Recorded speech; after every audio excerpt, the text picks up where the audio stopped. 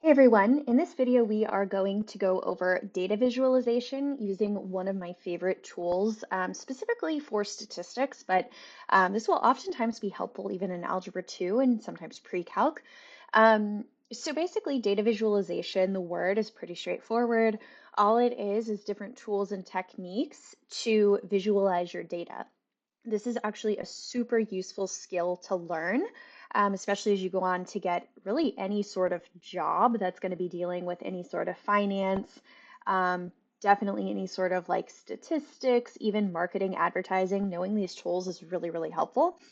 So the first data visualization tool that Desmos offers is just simply the box plot, or also known as a box and whisker plot. You can see an example here on the right. This is actually just a Desmos help website that you can find just by Googling Desmos help. And you can see over here what it looks like. I find that this is easiest to do by using a list, which we are going to talk about more in depth later when I actually walk you through an example.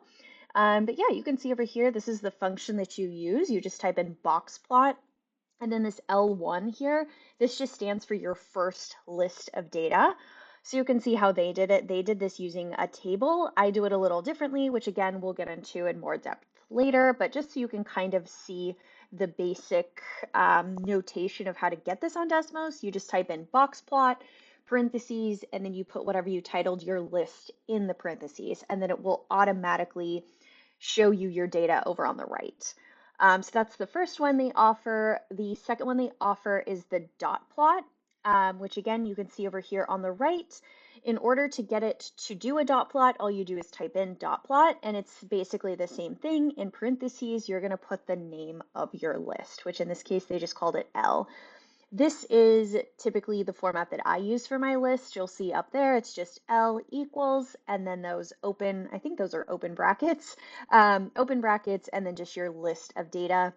And then you can see it's kind of nice here. It tells you how many elements you actually have in your list. Depending on how your question was given, it's kind of easy to make mistakes. So it's just nice that it gives you the count of elements so that you can just double check your work and make sure that you got everything. Third one is the histogram. Histogram is similar to a bar chart, but all of the bars are basically squished together. So again, the notation for this, you just type in histogram, parentheses, and then you put the name of your list there in the parentheses, and then you'll see it plots this for you over on the right. All right, meet me in the next video. We are going to go through each of these examples more in depth.